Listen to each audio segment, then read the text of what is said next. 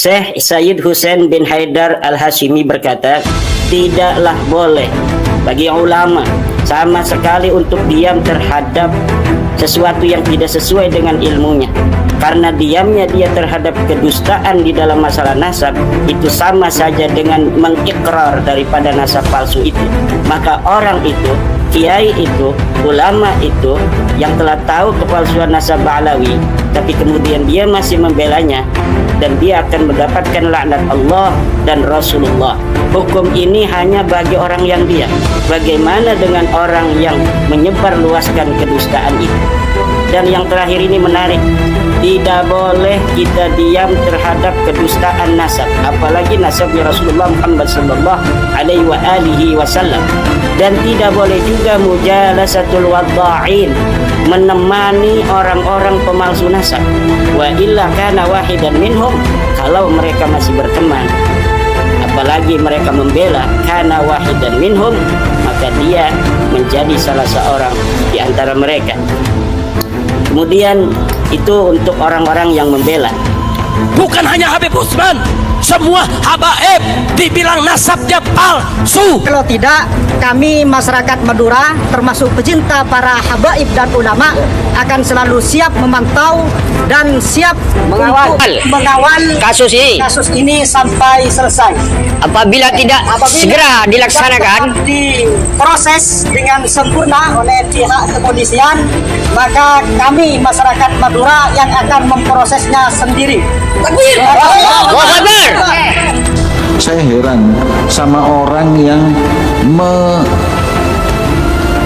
meragukan garis keturunannya Ba'alawi. Sampai tak kasih tahu ya, Nango Hadramut. Dari Imam Ahmad bin Isa, anaknya Muhajir, kemudian anaknya, kuburannya ini semua sampai detik ini semua kuburannya itu ada. Jasad kuburannya itu ada. Mau diingkari? Sing ngomong kita kono, mbahmu sing telu kuburan di ndi?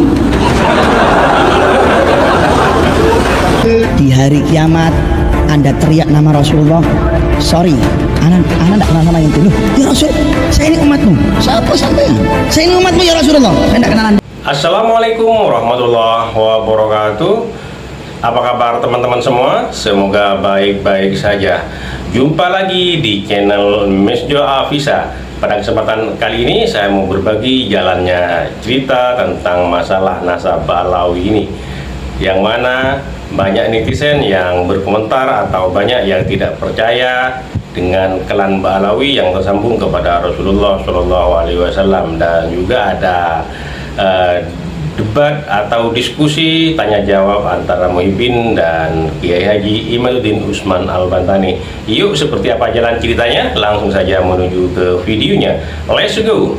Sayyid Husain bin Haidar Al-Hashimi berkata, tidaklah boleh bagi ulama sama sekali untuk diam terhadap sesuatu yang tidak sesuai dengan ilmunya.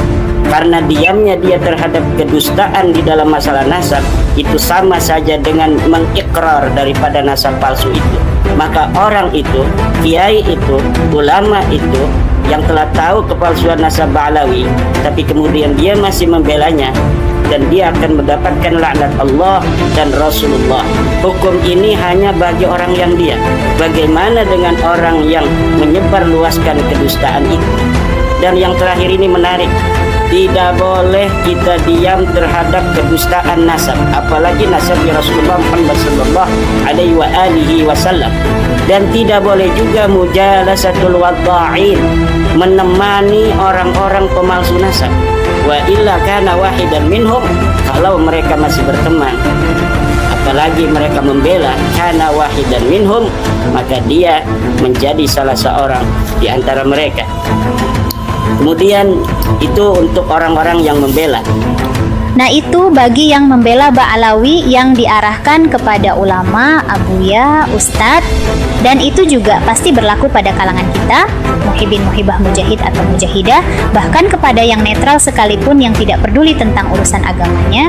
Jika sudah mengetahui hal yang salah atau menyalahi Al-Quran dan Sunnah, sudah sewajibnya berhenti untuk membela Ba'alawi, sekalipun tidak ikut mensiarkannya, paling tidak berhenti untuk mempercayainya.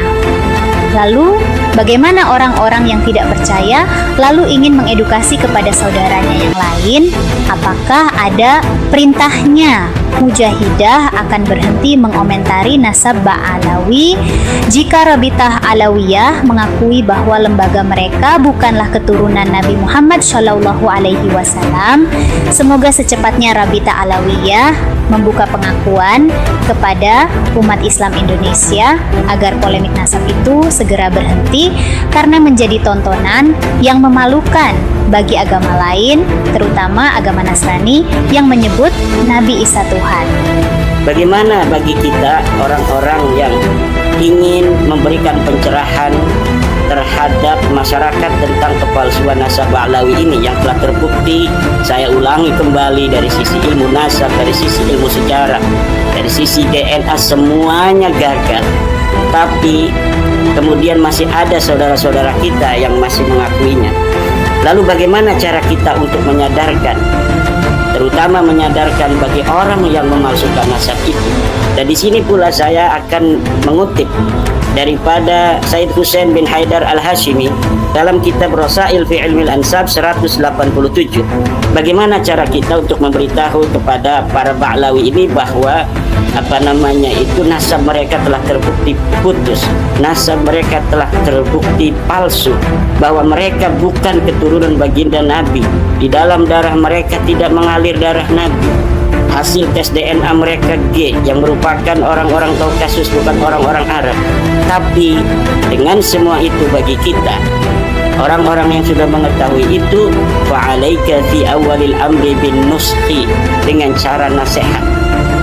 Fata'muruhum bil ma'ruf wa tanhahum 'anil munkar. Kita memerintahkan mereka dengan baik, melarang mereka dari berbuat munkar. Wa tad'uhum bil hikmah. Kita mengajak mereka dengan cara yang hikmah, penuh kebijaksanaan, dengan ilmu. Bil hikmah itu dengan ilmu, dengan keyakinan. Wal mau'izatil hasanah, dengan nasihat yang baik. Wa tujadiluhum billati hiya ahsan, dan kita berdebat dengan mereka secara ilmiah. Wa alla tata'assafa, kita jangan berbuat zalim pada mereka, isti'malil haq, atas nama kebenaran. Fa in tamakkanat min nufusihim al-quwal haqimah al-aqilah wastajabu lin nasiha fa 'alaika an takuffa anhum. Kalau mereka sudah mau menerima, kita berhenti. Misalnya mereka menerima, ya kita bukan cucu Nabi, kami tidak akan lagi mengaku-ngaku keturunan Nabi di hadapan publik lagi. Kami hanya akan mengaku di antara kami saja sesama Ba'alawi. Kalau mereka sudah demikian, fa'alaika an takuffa anhum, berhentilah. Wa alla tushira wa tufaddiha, jangan sampai dipopulerkan kembali, jangan sampai dibeber-beberkan lagi. Bal yajibu 'alaika an tasturahum, bahkan kita harus menutupi daripada aib ini. Wa an ta'tadhira lahum, dan kita memberikan ruang, menguzuri mereka bijumalil a'dzar, dengan berbagai macam alasan-alasan. Imam Ali Zainal Abidin cucunya Rasulullah. Imam Ali Zainal Abidin, beliau pernah nangis ada-adanya. Ketika beliau nangis, muridnya nanya, ya Imam, mahadal bapak. Wahai Imam, tangisan apa ini? Kenapa kau menangis? Anta min ahli baitur Rasul, engkau itu keluarganya Nabi, cucunya Nabi. Kalau Allah Ta'ala fil Qur'anil Karim, innama yuridullah yuzhiba ankum rijsa ahlal bait wa yutahhirukum tathhira. Allah berkehendak untuk mensucikan, mengeluarkan kotoran-kotoran dalam hati kalian, wahai ahlul bait, dan mensucikan kalian dengan sesuci-sucinya. Engkau ada beruntung. Apa yang harus kau takutkan? Apa yang harus kau khawatirkan? Beliau jawab, wailak, celaka kamu berngomong seperti itu. Celaka kamu berngomong seperti itu. Habib Salim Jindan dikabarin sama muridnya, Beb, Maman meninggal. Innalillahi, Sianto orang baik, kata Habib Salim. Sekarang lagi diapain jenazahnya? Lagi pengen dibungkus, Beb. Ya udah, nanti kalau pengen dibungkus mukanya jangan ditutup dulu. Tungguin gue datang. Ini bahasa Betawi nih. Datang Habib Salim Jindan. Lihat tuh jenazah, pengen dibungkus, pengen ditutup kan kafannya. Beliau ambil kertas kecil, kertas kotak kecil. Beliau tulis, ada yang ditulis sama beliau, ditaruh di bawah kepalanya si jenazah. Deh, tutup. Sebelum ditutup, habis beliau tulis, ditaruh ke kertas, beliau bilang, "Man, gue tahu lo ibadahnya berantakan, tapi lo cinta sama zuriat Nabi Muhammad, ikhlas dari dalam hati. Nanti kalau malaikat munkar nakir datang nanya pertanyaan kubur, jangan lo jawab, Man. Lo kasih surat dari gue, lo masuk surga tanpa hisab." Celaka kamu berbohong seperti itu. Habib Abdullah bin Alwi Haddad mengatakan kepada orang-orang yang bertanya tentang ekspresi wajahnya yang berubah-ubah, beliau mengatakan, ini orang laki-laki yang di dalam kubur, si Munsyid nih, si Pokal ini, begitu ditanya oleh Muhammad Munkar dan Nakir, siapa Tuhanmu? Dia jawab, Habibi Abdullah Ba'alwi. Maksudnya Habibi Abdullah bin Abdullah Habibi, ya, Abdullah bin Alwi Al-Haddad. Dia jawab, ya, ditanya sama Munkar Nakir, man rabbuka? Habibi Abdullah Ba'alwi. Coba dengarkan. Waman nabiyuka? Habibi Abdullah Ba'alwi. Gemeter Habib Abdullah. Wah, Habib Abdullah tahu. Habib Abdullah, kata Habib Abdullah, aku takut dua malaikat ini bakal gebukin dia nih, nyeksa dia gara-gara jawabannya salah. Gara-gara jawaban salah, ya. Karena itu wajahku itu berubah, pucat, takut, cemas. Kemudian satu malaikat dari langit dan bertemu dengan malaikat Munkar Nakir dan berkata kepada Munkar dan Nakir, si malaikat ini nih yang diutus nih, malaikat turun, kemudian apa, berkata kepada malaikat Munkar dan Nakir, apabila si laki-laki tersebut, si laki-laki itu berkata kepadamu, Habibi Abdullah Ba'alwi, karena kalian katakanlah kepada dia nih, si laki-laki, marhaban bika, selamat datang denganmu, wabi habibika Abdullah Ba'alwi, dan dengan Habibmu, kekasihmu Abdullah Ba'alwi. Celaka kamu berbohong seperti itu. Kamu ini katanya keluarganya Nabi, yang cinta kamu masuk surga. Lalu bagaimana yang cinta kalian itu orang nakal-nakal? Jawab Imam Ja'far Shadiq, ketahuilah jika ada orang zalim, dia aman dari semuanya. Ketahuilah mereka masuk surga karena syafaat kami, keluarga Nabi Sallallahu Alaihi Wasallam. Walaupun kamu merasa hina, kamu merasa gak ridho, kamu gak rela, itulah kami, keluarga Nabi Sallallahu Alaihi Wasallam, bisa memberikan manfaat karena kami adalah keluarga Rasulullah Sallallahu Alaihi Wasallam. Celaka kamu berbohong seperti itu. Inna Allah talaba al-jannah liman ata'ahu walau kana abiyan habasyian. Allah itu menciptakan surga bagi hamba-hamba yang taat, bagi hamba-hamba yang patuh kepadanya. Sekalipun hamba yang taat dan hamba yang patuh itu dari golongan budak-budak ada. Dari golongan budak-budak ada. Dari golongan budak. Walaupun nasabnya nggak mulia, walaupun dia budak, walaupun dia orang susah, walaupun dia nggak dikenal, tapi kalau dia taat, dia patuh, dia tunduk kepada Allah, tempatnya dia di surga. Tetapi amma illam yastajibu, kalau mereka tidak mau menerima bahwa ada dalil-dalil keterputusan nasab mereka secara ilmu nasab, secara ilmu sejarah, secara ilmu DNA, walakinnahum akhadu bitamadi, mereka terus demikian fi dhalalatihim, dalam kesesatan mereka, wa baghyihim, wa alaika an tarfa'a amrahum ilal hakim, maka seharusnya yang harus dilakukan kita laporkan kepada pemerintah. Benar sekali. Seharusnya pemerintah wajib turut campur masalah polemik nasab ini, karena ini masalah agama yang dianut mayoritas di negara kita.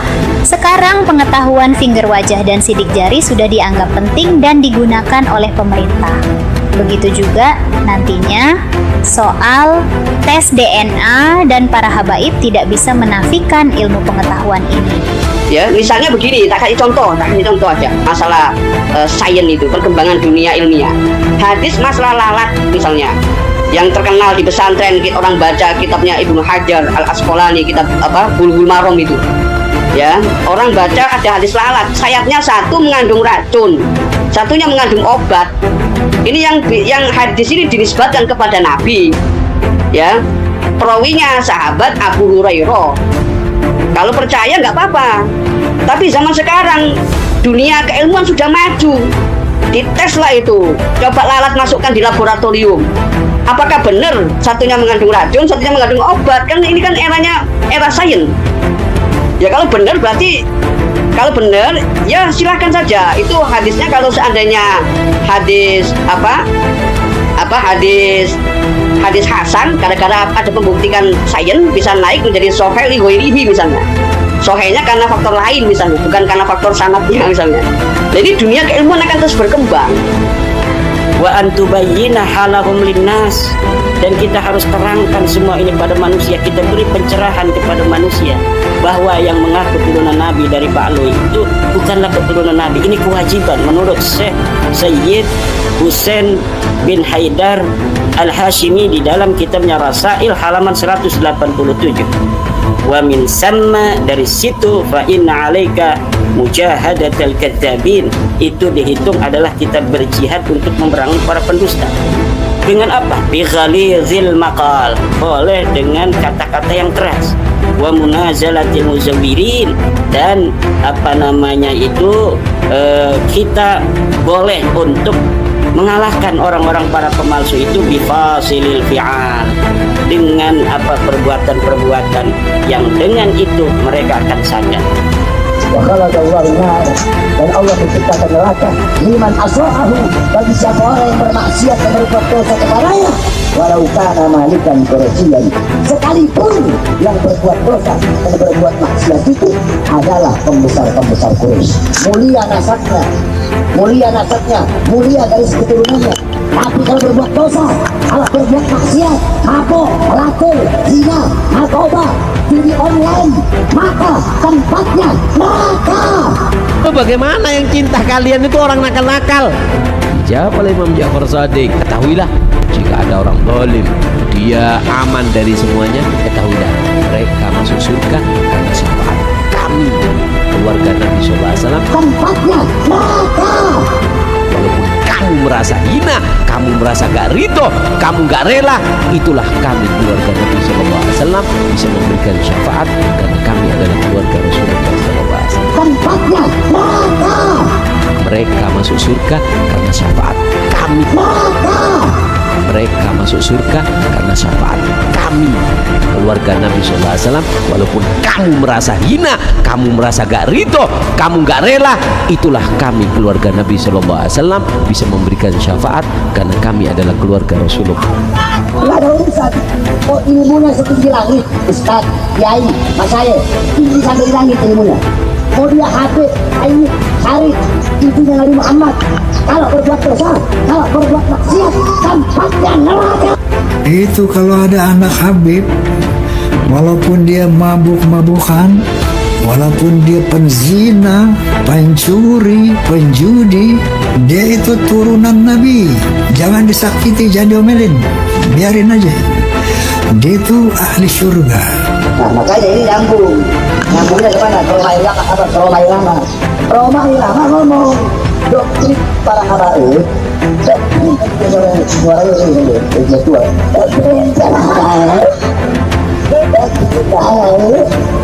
itu habis kalau buat dosa, buat maksiat, itu pasti walaupun maksiat masuk surga. Woi, Roma, jaga kopi kulit, jangan tidak fitnah. Habis siapa yang ngomong begitu? Siapa habaibnya yang ngomong begitu? Kalau Habib masuk ke surga, walaupun dia berbuat dosa, walaupun dia bermaksiat, walaupun dia judi, walaupun dia melacur, walaupun dia narkoba, walaupun dia mabuk, masuk ke surga. Habib siapa yang ngomong? Di mana? Kapan? Siapa orangnya? Bilang. Jangan kau tidak mulut lama. Jangan fitnah. Kalau memang ada habaib yang ngomong begitu, Habib walaupun dia berbuat dosa, pasti masuk surga. Saya manusia akan bantai itu Habib di depan ramai ini. Habib siapa yang ngomong begitu? Siapa habaibnya?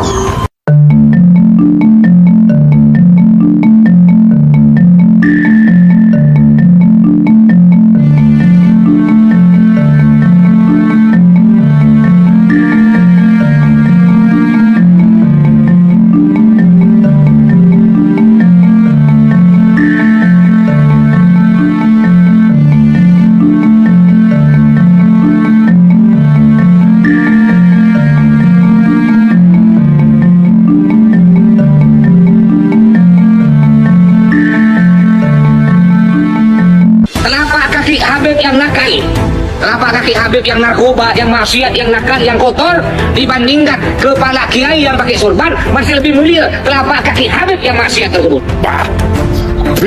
Itu ngikuti Al-Quran tapi nggak ngikuti habaib keluarga Nabi SAW, Ahlul Bait Nabi. Ente juga sesat. Ente orang muhibbin semuanya. Ente pecinta Ahlul Bait, ente muhibbin Ahlul Bait, bersama Ahlul Bait nanti di surganya Allah Ta'ala. Ente pecinta Ahlul Bait, ente penyayang Ahlul Bait, penyayang anak cucu Rasulullah, bersama Rasulullah SAW. Apa katanya Rasulullah SAW? Kalau seandainya ada orang berbuat baik dengan anak cucuku belum dibalas oleh Allah Ta'ala di dunia, saya akan membalas nanti di hari kiamat, kata Allah Nabi Muhammad SAW. Kenapa? Pewarisnya Rasulullah itu tetap nomor 1 sampai siapapun anak turunnya di Muhammad. Angkat itu, bukan ente kan cinta semua, kelihatan muka-muka bercahaya ini. Man mata ala bughdi ali Muhammad jaa yaumal qiyamah maktub baina ainaihi aisun min rahmatillah. Barang siapa yang benci, jangankan sampai menjarakan, sudah benci terlintas, gak suka sama keluarga Nabi Muhammad, jaa yaumal qiyamah, orang tersebut akan datang di hari kiamat tercatat di antara kedua telinganya. Apa yang tercatat? Aisun min rahmatillah, putus dari rahmat Allah. Di hari kiamat Anda teriak nama Rasulullah, sorry, anak tidak kenal nama itu. Loh, ya Rasul, saya ini umatmu. Siapa sampai? Saya ini umatmu ya Rasulullah, saya tidak kenal Anda. Loh, kenapa ya Rasulullah? Anda berbuat jahat kepada anak cucuku. Waktu saya masih di Habib Bahar sering bilang belajar sama satu Habib sama ukurannya belajar dengan 70 kiai, gitu kan? Satu Habib, walaupun Habibnya jahlun, maksudnya bodoh kata Iwan, itu ukurannya perbandingannya amat 70 kiai yang alim. Habib siapa yang begitu? Hah? Siapa habaibnya?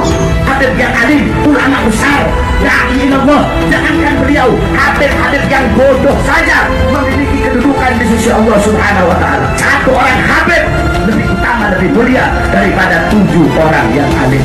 Habib bodoh lebih utama daripada orang alim yang mengamalkan ilmu. Habib siapa yang begitu? Hah? Siapa habaibnya? Mereka para habaib keluargaku, anak cucuku, mereka diciptakan dari tanahku. Maka celakalah bagi orang-orang yang mendustakan keutamaan mereka. Barang siapa yang mencintai mereka akan dicintai oleh Allah, dan barang siapa yang membenci mereka maka akan dibenci oleh Allah Subhanahu wa Ta'ala. Habib siapa yang begitu? Hah? Siapa habaibnya? Man mata wa bughdi ala ali Muhammad, barang siapa yang mati dalam keadaan membenci anak cucu Rasulullah, asyarahullah yaumal qiyamah yahudiyan. Di akhirat Allah bangkitkan dia menjadi golongan orang-orang Yahudi. Habib siapa yang begitu? Hah? Siapa habaibnya? Ada yang bertanya, ya Rasulullah, walaupun dia sholat, walaupun dia puasa, kata Rasulullah, insya Allah, walaupun dia sholat, walaupun dia puasa, mati dalam keadaan membenci anak cucu Rasulullah, di akhirat Allah bangkitkan dia menjadi orang-orang Yahudi. Habib siapa yang begitu? Hah? Siapa habaibnya? Ikuti para habaib, insya Allah engkau kita semua bakal selamat dunia akhirat, aman dunia akhirat, damai dunia akhirat, tentram dunia dan akhirat. Cintai habaib keluarga Nabi SAW, walaupun kamu merasa hina, kamu merasa gak ridho, kamu gak rela, itulah kami keluarga Nabi SAW bisa memberikan syafaat karena kami adalah keluarga Rasulullah. Tidak ada ini sudah penyesatan dalam Islam, pengkultusan terhadap Habib lebih-lebihan dicari. Dan saya perhatikan seperti Bahar ini bukan Bahar saja, banyak di kalangan Habib yang merasakan diri itu istimewa mulia, memposisikan orang-orang ini, maaf loh, yang non Habib ini seperti rendah sekali loh, dengan gayanya ini, padahal mereka tuh cuma kosong, nggak ada ilmunya. Kalian lihat sendiri, seperti maling teriak maling, Perkataan itu bukan 1-2 orang habaib saja, tapi puluhan bahkan mungkin ratusan yang menjamin surga, sehingga mereka sendiri yang membuka topeng kebohongannya. Umat Islam bukan mereka saja, banyak umat Islam yang lebih cerdas daripada mereka. Jadi jangan salahkan kalau satu Indonesia nanti mengusir kalian dari NKRI, melakukan penipuan terhadap Ahlul Bait yang sebenarnya. Di sini Kiai Haji Imaduddin dalam ceramahnya yang terbaru beserta penulis buku Ahlul Bait membongkar mereka. Jadi kita yang peduli dengan Nabi Muhammad beserta Ahlul Baitnya wajib menyebarkan dan memviralkan video ini sebagaimana permintaan Kiai Haji Imaduddin sendiri. Coba kalian simak semua perkataannya. Kita ini penting agar memberikan pencerahan kepada masyarakat sebelum nanti kita persilahkan Dr. Ribut Nurhuda dengan Dr. Soleh Basyari, Ketua CSIIS, dalam menerangkan tentang Ahli Bait. Ini ada juga saya kutipkan bagaimana Dr. Sayyid Husain bin Haidar Al-Hashimi dalam kitab Rasail Rasail fi Ilmil Ansab halaman 179. Beliau mengatakan ada ciri-ciri pribadi yang bernasab palsu itu, Mas Yusuf.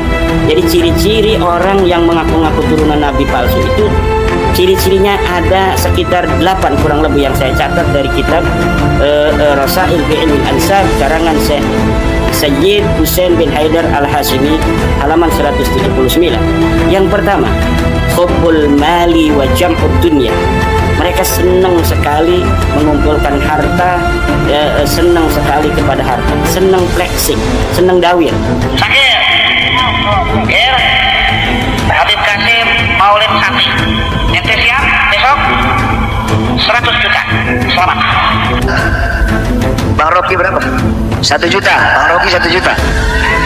Haji Oping 20 juta. Takbir. As-sani sarasatul akhlaq wa jana'atut tiba' walakinnahum yatadhaharuna bi husni samti wa bi hamidil akhlaq. Orang-orang yang memalsukan nasab mengaku cucu Nabi itu sarasatul akhlaq, orangnya kasar akhlaknya, wa jana'atut tiba', rendah sekali tabiatnya. Walakinnahum yatadhaharuna bi husni samti, tetapi mereka berpura-pura berperilaku baik, wa bihamidil akhlaq, dan mereka berpura-pura berakhlak terpuji. Anjing, woi babi, kenapa engkau zolimi rakyat? Woi anjing, woi babi, kenapa kau hina ulama? Kenapa kau hina habaib? Presiden yang tidak menghargai habaib dan ulama. Allahu Akbar. Jihad, jihad. Ingin saya katakan anjing, tapi tidak boleh. Ingin saya katakan babi, tapi tidak boleh. Ini nih kiai-kiai yang jadi anjing-anjingnya pejabat ini. Kamu kera-kera bersorban, kamu ustadz jahanam, kamu kiai bangsat, kata Allah Subhanahu wa ta'ala. As-salis, ciri-ciri cucu Nabi palsu. Qallama tara da'iyan illa wa huwa yudmiru su'adiyanatin. Sedikit sekali atau kapan saja engkau melihat orang yang mengaku sebagai cucu Nabi, illa wa huwa yudmiru su'adiyanatin, kecuali mereka itu sebenarnya menyembunyikan jeleknya agama yang ada di dalam diri. Walaupun yatadaharu 'indan nasi bi husnis santi wa bihamidil akhlaq.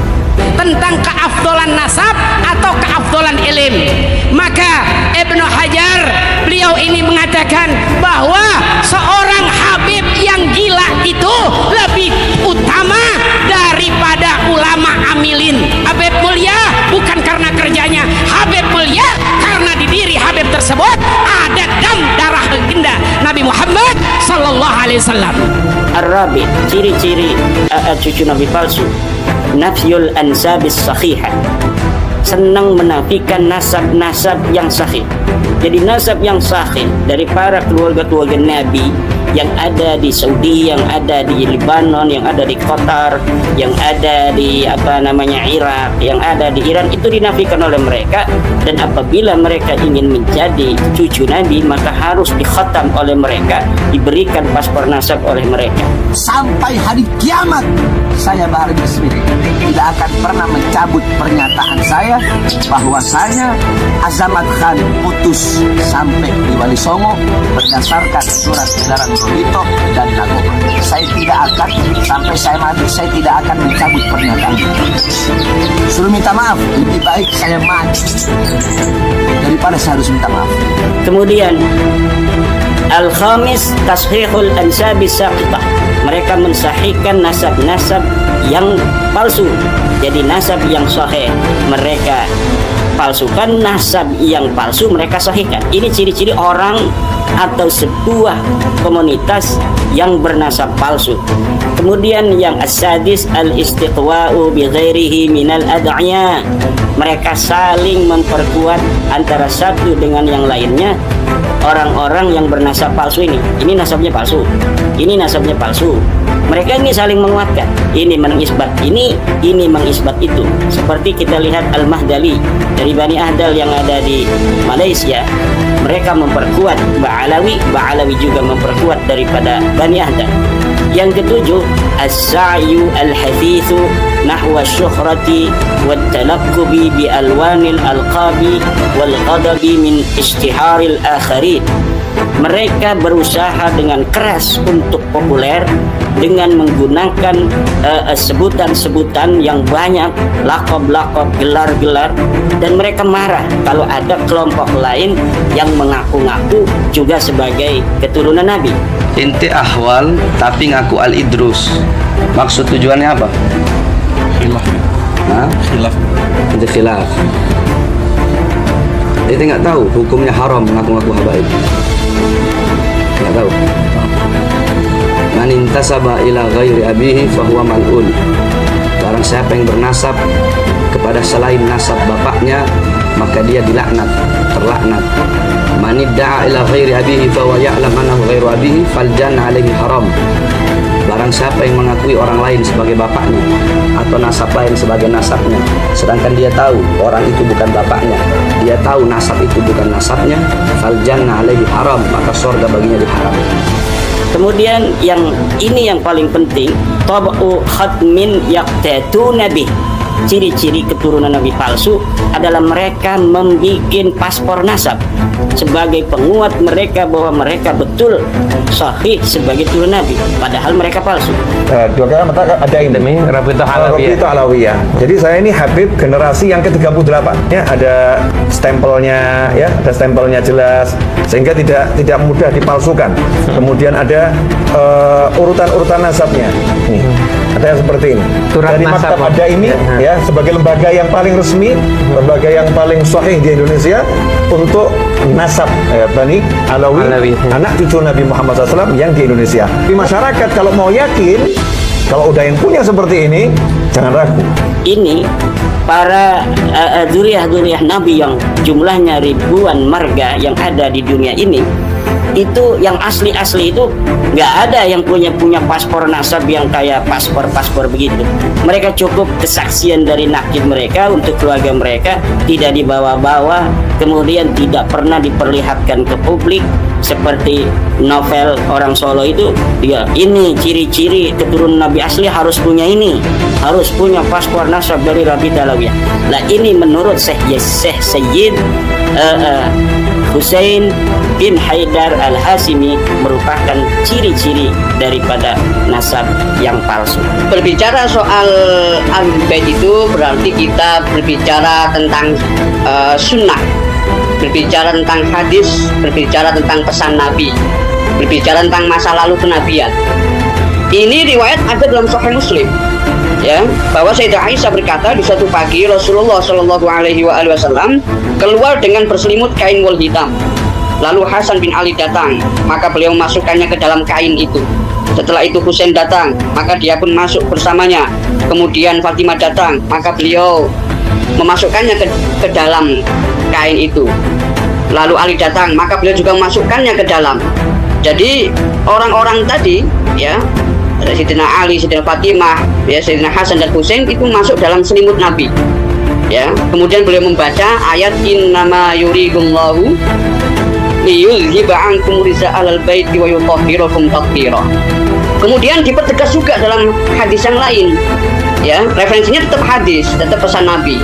Ini sehingga kita bisa melihat adanya koherensi, adanya keterpaduan, ya, adanya kesatuan pemahaman atau konsep atau definisi yang tadi ditanyakan oleh Pak Yusuf tadi itu. Apa itu? Ada riwayat juga dari Imam Hakim An-Naisaburi, yaitu dalam kitab Al-Mustadrak ala Sahihain. Ini menegaskan makna Ahlul Bait. Ada riwayat dari Ummu Salamah, ya istri baginda Nabi Shallallahu Alaihi Wasallam. Beliau berkata, fi baiti nazalat hadhil ayah, innama yuridullahu liyudhiba ankum rijsa ahlal baiti. Qalat, kemudian Ummu Salamah berkata, fa arsala Rasulullah Shallallahu Alaihi Wasallam ila Aliin wa Fatimah wal Hasan wal Husain radhiyallahu anhu ajma'in. Faqala Allahumma haula'i ahlul baiti. Qalat Ummu Salamah, ya Rasulullah, ma ana min ahlul bait. Qala innaki ahli khairun wa haula'i ahlu baiti. Ini dalam kitab Mustadrak ala Sahihain, ya. Ummu Salamah sendiri pernah bukan protes tapi bertanya kepada Nabi, di rumahku turun ayat sesungguhnya Allah bermaksud untuk menghilangkan dosa dari kamu wahai ahlul bait dan membersihkan kamu sebersih-bersihnya. Dia mengatakan, maka Rasulullah Shallallahu Alaihi Wasallam memanggil Ali, Fatimah, Hasan dan Husain. Semoga Allah meridhoi mereka semua. Seraya berkata, ya Allah, merekalah ahli baitku. Dari sini Ummu Salamah berkata, wahai Rasulullah, bukankah aku termasuk ahlul bait? Beliau bersabda, engkau istriku yang baik. Jadi Rasulullah memuji engkau istriku yang baik, sedangkan mereka adalah ahli baitku. Nah, ini menegaskan ahlul bait itu ditentukan oleh Nabi. Ya, kalau zuriyah disebut bagian dari ahlul bait, tentu itu tidak tepat. Itu tidak tepat, ya. Kalau seandainya anak cucu, ya mereka zuriyah, anak cucu ahlul bait, tapi bukan ahlul bait itu sendiri, bukan itrah itu sendiri. Jadi itu perlu dibedakan. Kalau kita mengikuti turos, tradisi intelektual ulama, kita kan tahu beberapa ulama termasuk diantaranya yang sangat terkenal sebagai ahli hadis, ulama Damaskus, Syekh Nuruddin Aitar, ya Syekh Nuruddin Aitar Allah yarham. Beliau kan menyebutkan bahwa Allah itu mengistimewakan umat Nabi Muhammad dengan 3 hal, ya, mengistimewakan dengan 3 hal. Yang pertama adalah sanad, masalah sanad, ya. Yang kedua adalah nasab, yang kita bicarakan ini, masalah polemik nasab ini. Dan yang ketiga masalah i'rab. Lah, sanad dengan nasab ini sama-sama istimewa. Ya, istimewa tidak, yang mana ini tidak diberikan kepada umat lain. Diberikan kepada umat baginda Nabi Muhammad Shallallahu Alaihi Wasallam. Kemudian kalau Mas dikaitkan dengan polemik nasab, sebenarnya ada kemiripan.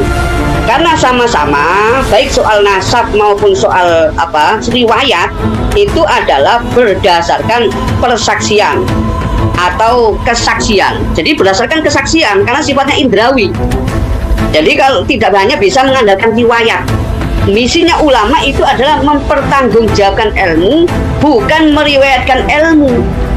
Artinya ilmu itu harus dipertanggungjawabkan, bukan sekedar kila wakola, katanya. Karena kebohongan itu bisa viral kalau disampaikan oleh orang yang punya panggung. Segera viral itu apalagi zaman digital ini.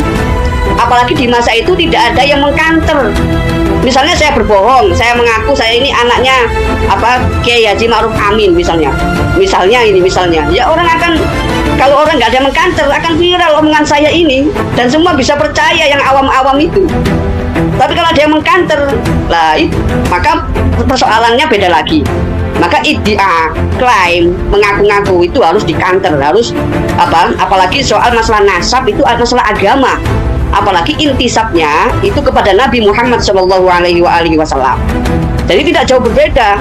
Dalam ilmu nasab, untuk menetapkan nasab itu kan ada 2 dalil. Yang pertama syuhra wal istifadhah, yang kedua menggunakan kitab atau al-wasaiq as-sahihah, menggunakan catatan. Nah, kalau syuhra wal istifadhah sebagaimana dalam tradisi hadis, ya, itu dalam tradisi hadis itu yang namanya mutawatir atau namanya hadis masyhur itu bukan generasi kedua, bukan generasi ketiga, bukan generasi keempat. Hadis mutawatir, hadis masyhur itu generasi pertama. Jadi sahabat-sahabat banyak yang mendengarkan, disampaikan kepada muridnya, sampai ada banyak jalur. Misalnya 5 misalnya. Atau 4 atau 3 itu hadis mufrad, hadis aziz, hadis masyhur. Kemudian kalau sangat banyak sekali yang nggak mungkin orang berbohong, ya seperti naskah Al-Quran yang sampai kepada kita itu mutawatir, nggak mungkin orang berbohong. Atau hadis rukun Islam, rukun iman itu mutawatir. Sunni dan Syiah itu sama masalah itu, nggak ada persoalan. Ya, jadi artinya dalam masalah nasab ini kalau ada catatan yang mendahului, ya catatan yang mendahului, sedangkan di situ nggak menyebutkan nama, misalnya si A atau si B, kemudian 4 abad berikutnya, 5 abad berikutnya, 6 abad berikutnya, kok jauh sekali tiba-tiba menyebutkan nama orang yang sebelumnya ghairu ma'ruf, maka itu harus diklarifikasi. Itu prinsip ilmiah, itu harus diklarifikasi. Ya, kenapa surah wal istifadhah itu ya di zamannya, ya, kemudian zamannya lagi. Loh, kemudian kalau orang membanding-bandingkan misalnya, ya, membanding-bandingkan, apakah ada catatan sezaman zaman Nabi bahwa Ahlul Bait itu 5? Loh, lah ini orang nggak paham. Jadi yang ada di zaman Nabi tidak termasuk keturunan yang ada sampai sekarang ini, walaupun dia sahih sebagai keturunan daripada ahli baitun Nabi, tetapi mereka tidak masuk di dalam kategori ahli bait illa fi babi zakah, hanya di dalam bab zakat saja. Maka hadis-hadis yang menerangkan fadilah ahli bait itu tidaklah termasuk keturunan yang sekarang. Maka ketika para Ba'lawi sering berceramah tentang keutamaan habaib, itu sebenarnya merampas makna ahli bait, karena hadis-hadis yang dia terangkan itu adalah hadis bukan tentang keturunan Nabi, tapi tentang ahli bait. Kemudian ada beberapa hadis yang dibawakan para Ba'lawi itu juga tentang hadis-hadis yang aana duriyati, siapa orang yang menolong keturunanku, itu hadis-hadis palsu. Itu hadis-hadis yang tidak bisa dipertanggungjawabkan. Makanya saya pernah membuat sebuah narasi, siapa yang dapat untuk membawa sebuah dalil yang menyatakan tentang kewajiban kita umat Islam untuk menghormati, memuliakan keturunan Nabi. Tidak ada.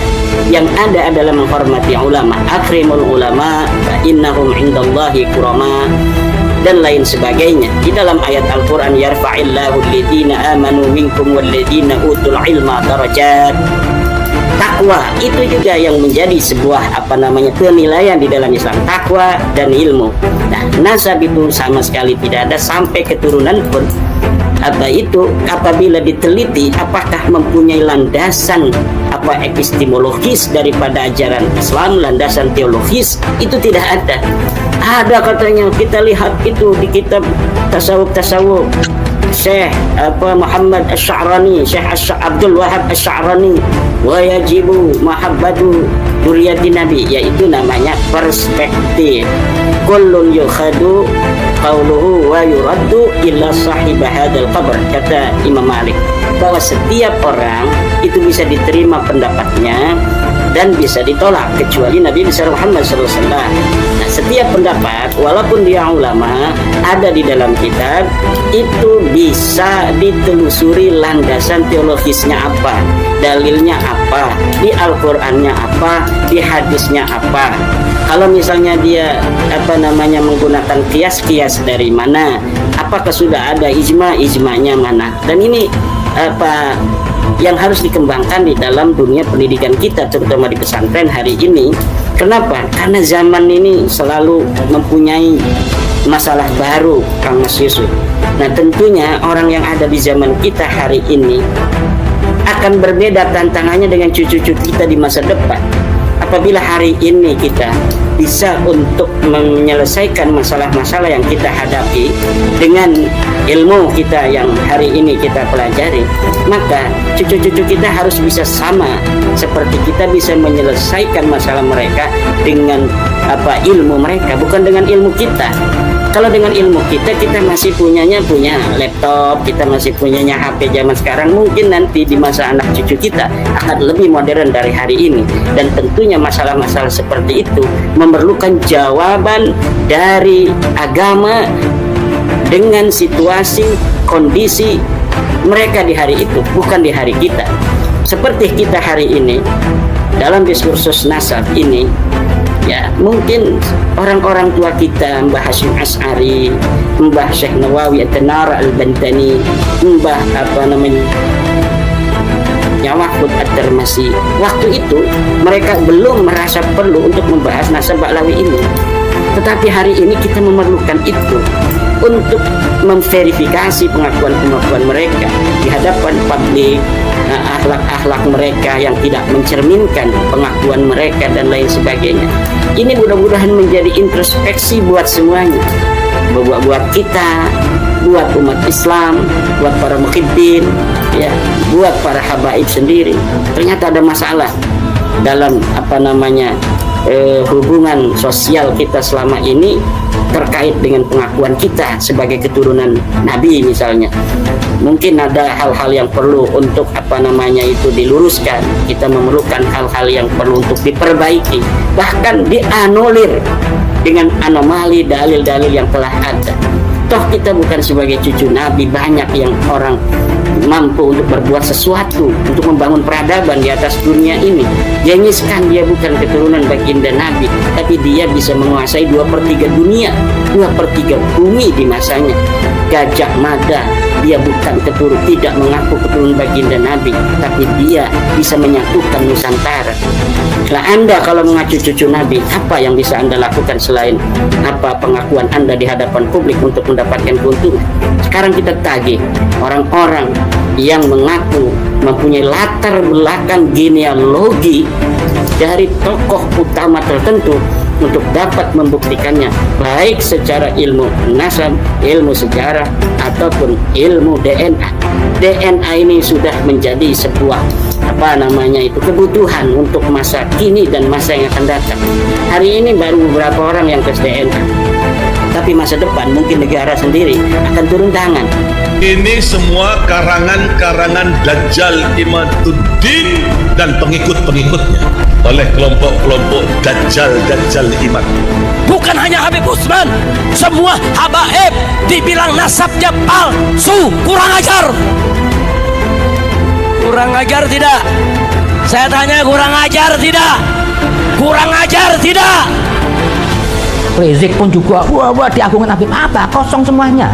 Cuma bisa keluar-keluar, siapa semua orang juga bisa. Maka saya mau tanya nih semua yang hadir sini, siap bersama ulama, siap bela kiai, siap bela habaib, siap jaga nama baik Habib Utsman. Takbir. Kalau ada yang mau sweeping habaib, saya tanya, siap kita sweeping mereka, siap kejar mereka, siap hajar mereka. Takbir. Sallu ala Nabi. Banyak masyarakat di sini cinta habaibnya, cinta habaibnya. Untuk Bahar satu ini terlalu buat onar. Tidak ada keluarga Nabi seperti dia, dan saya yakin mungkin dia bukan keluarga Nabi. Tahu dari mana dia keluarga Nabi? Membuktikan dari mana? Tidak bisa bukti. Sekalipun saya yang dipanggil Habib, tidak ada yang bisa membuktikan keasliannya. Siapa?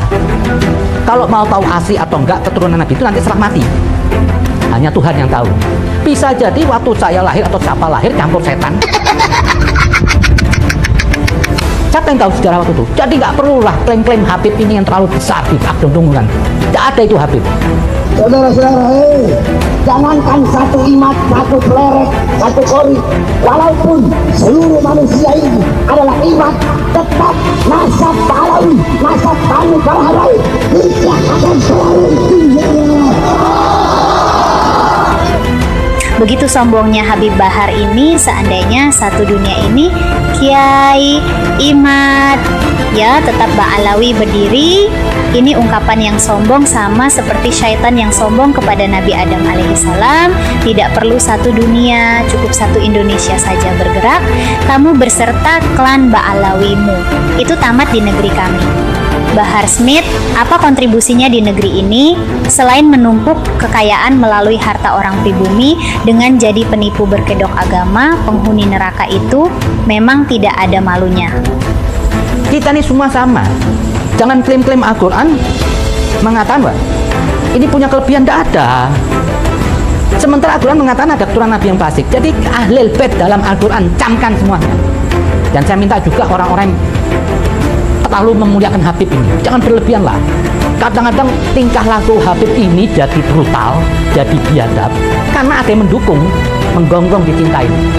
Anda jangan berdalih pakai Ahlul Bait Al-Quran, itu bukan. Ahlul Bait dalam Al-Quran itu pengkhususan manusia suci yang berkaitan dengan surat Al-Ahzab 33. Mereka disucikan sesuci-sucinya. Jadi saya minta ini seperti Bahar Smith ini yang sok petantang petenteng pakai mau ngelawan. Kenapa saya marah? Saya merasa Habib, saya terhina, saya malu. Jujur saya malu sama seluruh bangsa Indonesia. Lihat tingkah si Bahar Smith ini. Dan juga pun sekalipun Rizik mengatasnamakan Habib, tapi perilakunya seperti iblis semua. Mengadu domba anak bangsa. Yang satu suruh mencium kakinya. Kalau saya bukan Habib, saya nggak akan marah ini hari. Jujur saya malu. Malu dengan bangsa ini. Ini manusia nggak tahu diri, dihormatin sama bangsanya, terus mau datang dari Arab memposisikan seperti lebih mulia. Nggak ada. Kita semua sama rata di hadapan Allah. Allah, hubungan Allah sama teman. Sementara Nabi Muhammad itu katanya dibilang itu suatu kebanggaan, nggak ada kebanggaan. Mereka yang suka membanggakan dirinya itu iblis. Nabi tidak pernah sedetik pun bangga dengan dirinya. Terus merendah di hadapan Allah. Ar-Rasul nasi istighfar. Lah ini kenapa sih cucu-cucu Nabi mendompreng, datang orang minta dihormatin, minta dikasih kelas nomor 1. Siapa Anda? Nasab kami dibangun fondasinya dengan fondasi iman, fondasi takwa, fondasi sidqah. Sudah patut kita puji takwa, sudah saya mau bahas panjang lagi. Saya bilang auman singa terlalu mahal untuk membalas gonggongan para anjing-anjing. Sudahlah, masyarakat bisa menilai ini. Sekali lagi, Pak Hari Muslim, saudara-saudara, saya udah nggak mau lagi ngomong-ngomong dari ini masalah itu. Karena apa? Saudara-saudara, diamnya saya, diamnya kami, Pak Alawi, kami para habaib, diamnya kami atas orang-orang yang hina, diamnya kami itu adalah jawaban. Kenapa? Karena auman singa terlalu mahal untuk meladeni makhluk yang tidak setara dengannya, saudara. Singa udah datang di kandang anjing, anjingnya minta perlindungan. Saya berjanji nanti saya akan kasih sok terapi tegangan tinggi. Jangan macam-macam. Anda telah membangun harimau tidur. Kami akan buat goncang nanti dunia ini gara-gara sampean. Assalamualaikum warahmatullahi wabarakatuh. Waalaikumsalam warahmatullahi wabarakatuh. Malam ini kami bersama teman-teman dari Madura sedang ada di Polres Pelabuhan Tanjung Perak dalam rangka untuk membuktikan bahwa pelaku tersangka ujaran kebencian yang dilakukan oleh saudara Yahya kepada Habib Mohdar yang termasuk daripada cucu dari Habib Soleh Tanggul, bahwa malam ini katanya sudah ditahan atau diamankan di Polres Tanjung Perak, Surabaya. Jadi kami minta kepada pihak kepolisian bahwa pelaku harus secepatnya diproses dengan sempurna. Karena kalau tidak, kami masyarakat Madura termasuk pecinta para habaib dan ulama akan selalu siap memantau dan siap mengawal kasus ini sampai selesai.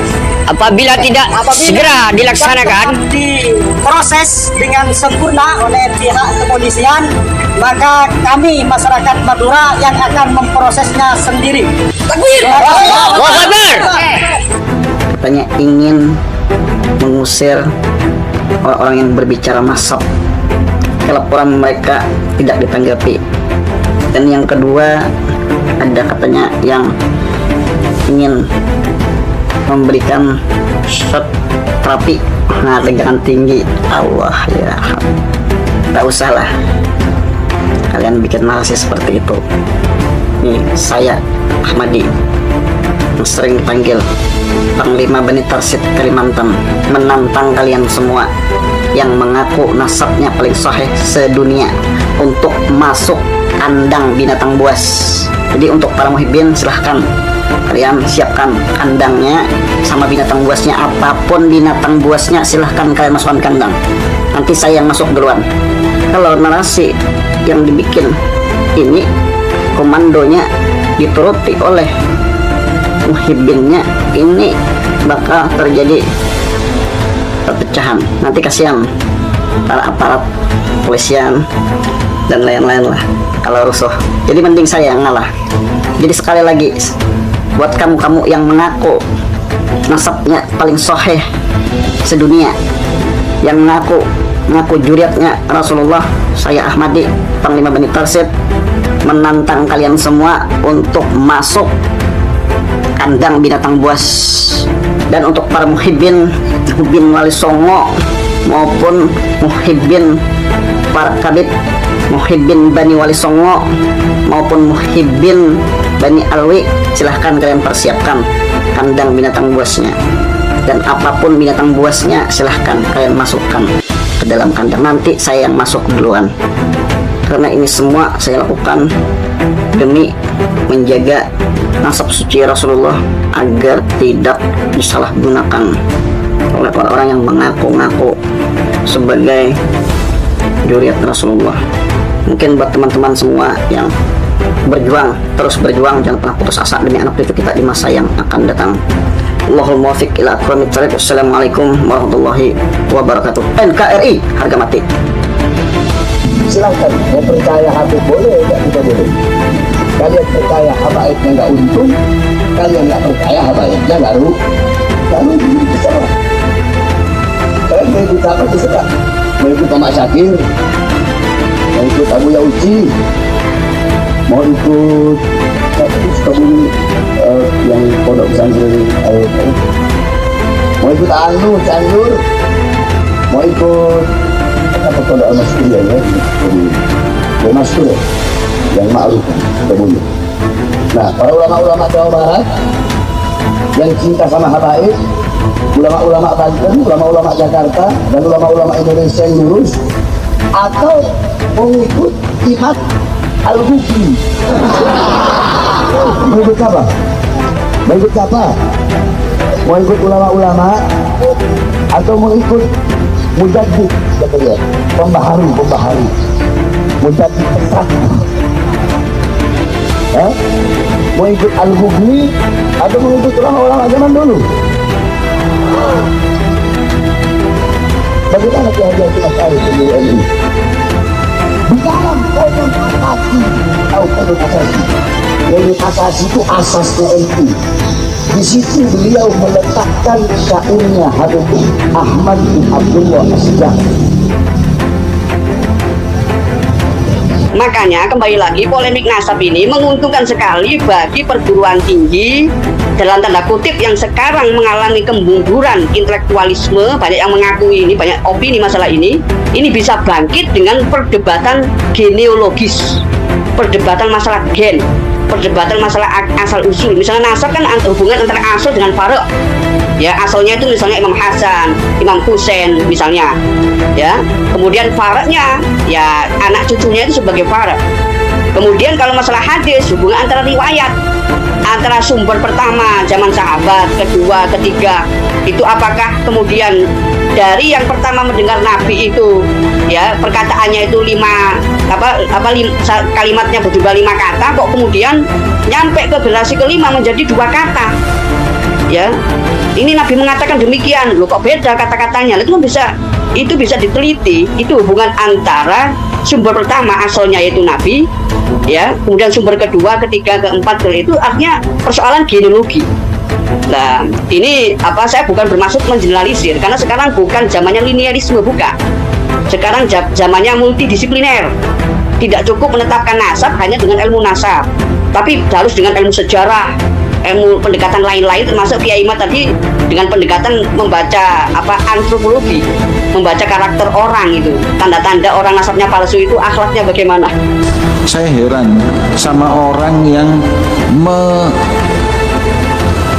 meragukan garis keturunannya Pak Alawi. Sampai tak kasih tahu ya, nango Hadramut. Dari Imam Ahmad bin Isa, anaknya Muhajir, kemudian anaknya, kuburannya ini semua sampai detik ini semua kuburannya itu ada. Jasad kuburannya itu ada. Mau diingkari? Saya ngomong kita kono, mbahmu sing telu kuburan dinti.